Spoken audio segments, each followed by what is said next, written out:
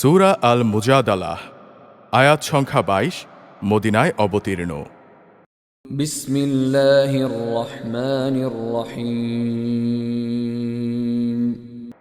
রহমানে রহিম আল্লাহ তাআলার নামে। قد سمع الله قول التي تجادلك في زوجها وتشتكي إلى الله والله يسمع تحاوركما إن الله سميع بصير। হে রাসূল সাল্লাল্লাহু আলাইহি ওয়াসাল্লাম, তার কথা আল্লাহ তাআলা যথার্থই শুনেছেন। যে মহিলা তার স্বামীর ব্যাপারে তোমার সাথে বাদানুবাদ করছিল এবং নিজের অসুবিধার জন্য আল্লাহর কাছেই ফরিয়াদ করে যাচ্ছিল, আসলে আল্লাহ তাআলা তোমাদের উভয়ের কথাবার্তাই শুনছেন। নিঃসন্দেহে আল্লাহ তাআলা সবকিছু শোনেন, সবকিছু দেখেন। الذين يظاهرون منكم من نسائهم ما هن أمهاتهم إن أمهاتهم إلا اللائي ولدنهم وإنهم ليقولون منكرا من القول وزورا وإن الله لعفو غفور। তোমাদের মধ্যে যারা তাদের মায়েদের পিঠের সাথে তুলনা করে নিজ স্ত্রীদের সাথে জেহার করে, তাদের জেনে রাখা উচিত তাদের স্ত্রীরা কিন্তু কখনো তাদের মা নয়। মা তো হচ্ছে তারা যারা তাদের জন্ম দিয়েছে। এ কাজ করে তারা মূলত অন্যায় ও মিথ্যা কথাই বলে। তারপরও আল্লাহ তাআলা হচ্ছেন মানুষের গুনাহ মোচনকারী, পরম ক্ষমাশীল। والذين يظاهرون من نسائهم ثم يعودون لما قالوا فتحرير رقبة من قبل أن يتماسا ذلكم توعظون به والله بما تعملون خبير।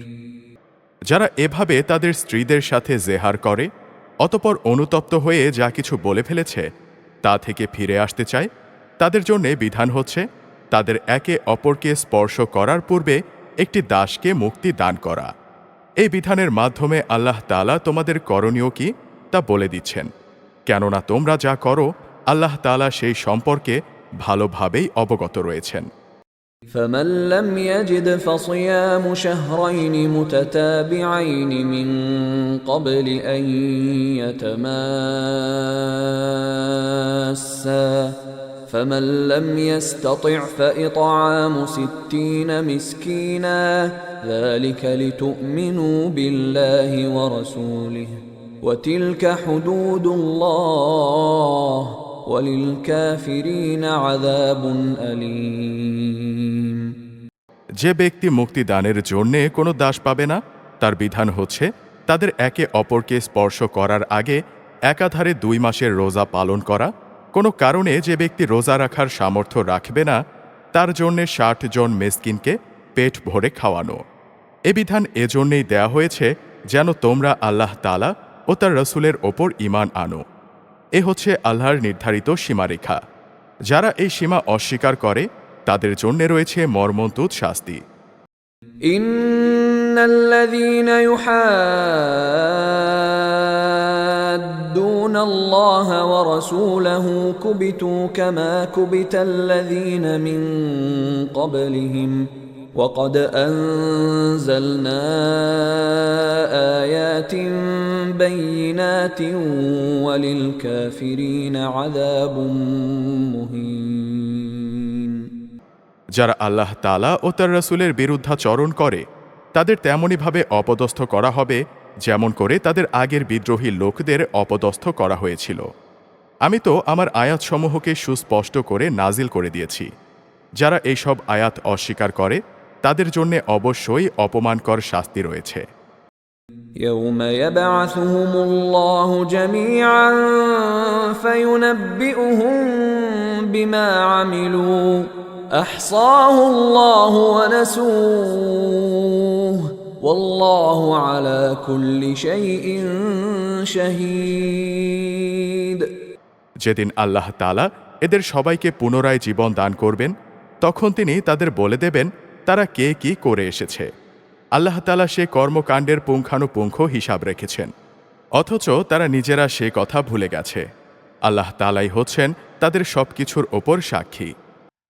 ألم تر أن الله يعلم ما في السماوات وما في الأرض ما يكون من نجوى ثلاثة إلا هو رابعهم ولا خمسة إلا هو سادسهم ولا أدنى من ذلك ولا أكثر إلا هو معهم أينما كانوا ثم ينبئهم بما عملوا يوم القيامة إن الله بكل شيء عليم তুমি কি কখনো এটা লক্ষ্য করনি যে আসমানসমূহ ও জমিনে যা কিছু আছে আল্লাহ তাআলা তা সবই জানেন?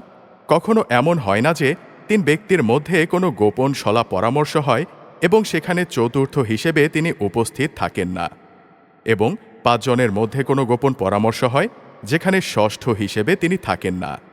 এ সংখ্যা তার চাইতে কম হোক কিংবা বেশি, তারা যেখানেই থাক না কেন তিনি তাদের সাথেই আছেন।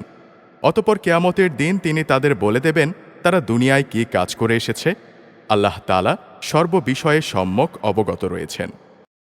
ألم تر إلى الذين نهوا عن النجوى ثم يعودون لما نهوا عنه ويتناجون بالإثم والعدوان ومعصية الرسول وإذا جاءوك حيوك بما لم يحيك به الله ويقولون في أنفسهم لولا يعذبنا الله بما نقول حسبهم جهنم يصلونها فبئس المصير তুমি কি তাদের লক্ষ্য করো না যাদের আল্লাহ তাআলা ও তার রাসূল সম্পর্কে গোপন কানাঘুষা করতে নিষেধ করা হয়েছিল, কিন্তু তারা ঠিক তারই পুনরাবৃত্তি করল যা করতে তাদের বারণ করা হয়েছিল। তারা একে অপরের সাথে সুস্পষ্ট গুনাহের কাজ, মাত্রাতিরিক্ত বাড়াবাড়ি ও রাসূলের নাফরমানির ব্যাপারে কানাঘুষা করতে লাগল। অথচ এরা যখন তোমার সামনে আসে তখন তোমাকে এমনভাবে অভিবাদন জানায় যা দিয়ে আল্লাহ তাআলাও কখনো তোমাকে অভিবাদন জানান না। আর এই প্রতারণার সময় ওরা মনে মনে বলে, আমরা যা বলছি তার জন্যে আল্লাহ তাআলা আমাদের কোনো প্রকার শাস্তি দিচ্ছেন না কেন?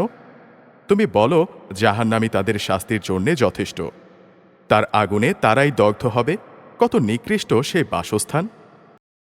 يا أيها الذين آمنوا إذا تناجيتم فلا تتناجوا بالإثم والعدوان ومعصية الرسول وتناجوا بالبر والتقوى واتقوا الله الذي إليه تحشرون হে ঈমানদার ব্যক্তিরা, তোমরা যখন একে অপরের সাথে গোপন কোনো কথা বলো তখন কখনো কোনো পাপাচার, সীমা লঙ্ঘন ও রাসূলের বিরোধিতা সম্পর্কিত কথা বলো না, বরং গোপনে কিছু বলতে হলে একে অপরকে ভালো কাজ ও আল্লাহকে ভয় করার কথাই বলো।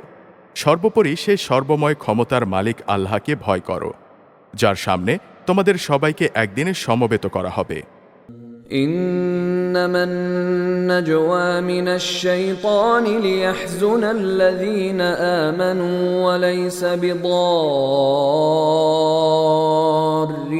شيئا إلا بإذن الله وعلى الله فليتوكل المؤمنون আসলে এদের গোপন সলা পরামর্শ তো হচ্ছে একটা শয়তানি প্ররোচনা, যার উদ্দেশ্য হচ্ছে ঈমানদার লোকদের কষ্ট দেয়া। অথচ এরা জানে না আল্লাহ তাআলার ইচ্ছা ব্যতিরেকে তারা ঈমানদারদের বিন্দু মাত্রও কোনো ক্ষতি সাধন করতে পারবে না। তাই ঈমানদারদের উচিত আল্লাহর ওপরই নির্ভর করা। يا أيها الذين آمنوا إذا قيل لكم تفسحوا في المجالس فافسحوا يفسح الله لكم وإذا قيل انشزوا فانشزوا يرفع الله الذين آمنوا منكم والذين أوتوا العلم درجات والله بما تعملون خبير হে ঈমানদার ব্যক্তিরা, যখন মজলিস সমূহে তোমাদের একটু নড়ে চড়ে জায়গা প্রশস্ত করে দিতে বলা হয়, তখন তোমরা জায়গা প্রশস্ত করে দিও। তাহলে আল্লাহ তাআলাও তোমাদের জন্য জান্নাতে এভাবে জায়গা প্রশস্ত করে দেবেন। আবার কখনো যদি জায়গা ছেড়ে উঠে দাঁড়াতে বলা হয়, তাহলে উঠে দাঁড়িয়ে যেও। তোমাদের মধ্যে যারা ঈমান এনেছে এবং যাদের আল্লাহর পক্ষ থেকে জ্ঞান দেয়া হয়েছে, আল্লাহ তাআলা অবশ্যই কিয়ামতের দিন তাদের মহামর্যাদা দান করবেন। তোমরা যা কিছু করো, আল্লাহ তাআলা সেই ব্যাপারে পূর্ণ খবর রাখেন। يا أيها الذين آمنوا إذا ناجيتم الرسول فقدموا بين يدي نجواكم صدقة ذلك خير لكم وأطهر فإن لم تجدوا فإن الله غفور رحيم হে ঈমানদার ব্যক্তিরা, তোমরা যদি কখনো রাসূলের সাথে একাকী কোনো কথা বলতে চাও, তাহলে অপ্রয়োজনীয় কথাবার্তা নিয়ন্ত্রণের কৌশল হিসেবে তোমরা কিছু দান সদাকা আদায় করে নেবে। এটা তোমাদের সবার জন্য মঙ্গলজনক ও পবিত্রতম পন্থা। অবশ্য সাদাকা আদায় করার মতো তোমরা যদি কিছু না পাও, তাহলে দুশ্চিন্তা করো না, কেননা আল্লাহ তাআলা ক্ষমাশীল, পরম দয়ালু। أأشفقتم أن تقدموا بين يدي نجواكم صدقات فإذ لم تفعلوا وتاب الله عليكم فأقيموا الصلاة وآتوا الزكاة وأطيعوا الله ورسوله والله خبير بما تعملون তোমরা কি তোমাদের একাকী কথা বলার আগে সাদাকা আদায় করার আদেশে ভয় পেয়ে গেলে? যদি তোমরা তা করতে না পারো এবং আল্লাহ তাআলা স্বীয় করুণা দ্বারা তোমাদের ক্ষমা করে দেন, তবে তোমরা নামাজ প্রতিষ্ঠা করতে থাকো, যাকাত আদায় করতে থাকো এবং আল্লাহ তাআলা ও তার রাসূলের আনুগত্য করতে থাকো। তোমরা যা করছো, আল্লাহ তাআলা অবশ্যই সেই সম্পর্কে পূর্ণ ওয়াকেফাল রয়েছেন। ألم تر إلى الذين تولوا قوما غضب الله عليهم ما هم منكم ولا منهم ويحلفون على الكذب وهم يعلمون হে নবী সাল্লাল্লাহু আলাইহি ওয়াসাল্লাম, তুমি কি সেই সম্প্রদায়ের অবস্থা কখনো লক্ষ্য করনি যারা এমন জাতির সাথে বন্ধুত্ব পাতায় যাদের ওপর আল্লাহ তাআলা অভিশাপ দিয়েছেন? এই সুযোগ সন্ধানী লোকেরা যেমন তোমাদের আপন নয়, তেমনি তারাও ওদের আপন নয়। এরা জেনে শুনে মিথ্যার ওপর শপথ করে। أعد الله لهم عذابا شديدا إنهم ساء ما كانوا يعملون আল্লাহ তাআলা তাদের জন্যে জাহান্নামের কঠোর আযাব প্রস্তুত করে রেখেছেন। অবশ্যই তারা যে কাজ করছিল তা জঘন্য অপরাধের কাজ। اتخذوا أيمانهم جنة فصدوا عن سبيل الله فلهم عذاب مهين তারা তাদের শপথগুলোকে স্বার্থ রক্ষার ঢাল বানিয়ে নিত, অতঃপর তারা মানুষদের আল্লাহর পথ থেকে ফিরিয়ে রাখত। তাদের জন্যেই রয়েছে নানা লাঞ্ছনাদায়ক শাস্তি। لن تغني عنهم أموالهم ولا أولادهم من الله شيئا أولئك أصحاب النار هم فيها خالدون আল্লাহ তাআলার শাস্তি থেকে তাদের বাঁচানোর জন্যে সেদিন তাদের ধন সম্পদ, সন্তান সন্ততি কোনোটাই কোনো কাজে আসবে না, কেননা তারা হচ্ছে দোজখেরই বাসিন্দা। সেখানে তারা চিরকাল অবস্থান করবে। يوم يبعثهم الله جميعا فيحلفون له كما يحلفون لكم ويحسبون أنهم على شيء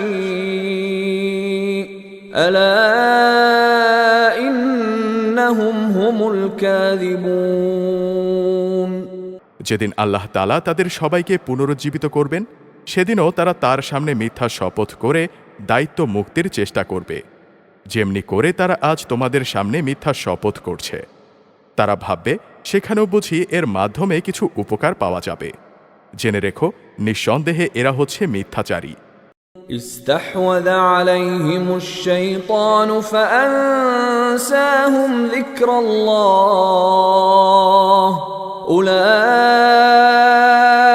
حزب الشيطان ألا إن حزب الشيطان هم الخاسرون আসলে শয়তান এদের ওপর পুরোপুরি প্রভাব বিস্তার করে নিয়েছে শয়তান এদের আল্লাহর স্মরণ সম্পূর্ণ ভুলিয়ে দিয়েছে এরাই হচ্ছে শয়তানের দল জেনে রাখো শয়তানের দল মারাত্মকভাবে ক্ষতিগ্রস্ত إن الذين يحادون الله ورسوله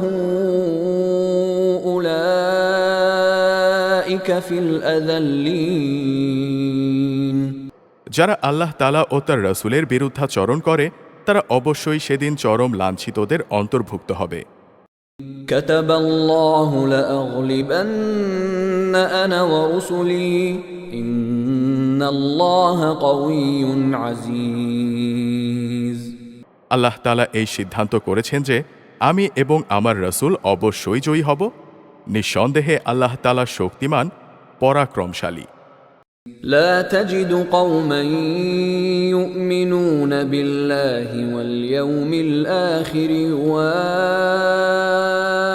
يوادون من حاد الله ورسوله ولو كانوا آباءهم أو أبناءهم أو إخوانهم أو عشيرتهم أولئك كتب في قلوبهم الإيمان وأيدهم بروح منه ويدخلهم جنات تجري من تحتها الأنهار خالدين فيها رضي الله عنهم ورضوا عنه أولئك حزب الله ألا إن حزب الله هم المفلحون হে রাসূল সাল্লাল্লাহু আলাইহি ওয়াসাল্লাম আল্লাহ তাআলা ও পরকালের ওপর ঈমান এনেছে এমন কোন সম্প্রদায়কে তুমি পাবে না যে তারা এমন লোকদের ভালোবাসে যারা আল্লাহ তাআলা ও তার রাসূলদের বিরুদ্ধাচরণ করে যদি সে আল্লাহ বিরোধী লোকেরা তাদের পিতা ছেলে ভাই কিংবা নিজেদের জাতি গোত্রের লোকও হয় তবুও নয় এই আপোষহীন ব্যক্তিরাই হচ্ছে সেই সব লোক যাদের অন্তরে আল্লাহ তাআলা ঈমানে লিখে দিয়েছেন এবং নিজস্ব গায়েবী মদদ দিয়ে তিনি এই দুনিয়ায় তাদের শক্তি বৃদ্ধি করেছেন কিয়ামতের দিন তিনি তাদের এমন এক জান্নাতে প্রবেশ করাবেন যার তলদেশ দিয়ে ঝর্ণাধারা প্রবাহিত হবে তারা সেখানে চিরকাল থাকবে সর্বোপরি আল্লাহ তাআলা তাদের ওপর প্রসন্ন হবেন এবং তারাও সেদিন তার ওপর সন্তুষ্ট হবে এরাই হচ্ছে আল্লাহ তাআলার বাহিনী আর হ্যাঁ আল্লাহর বাহিনী শেষ তক কামিয়াব হয়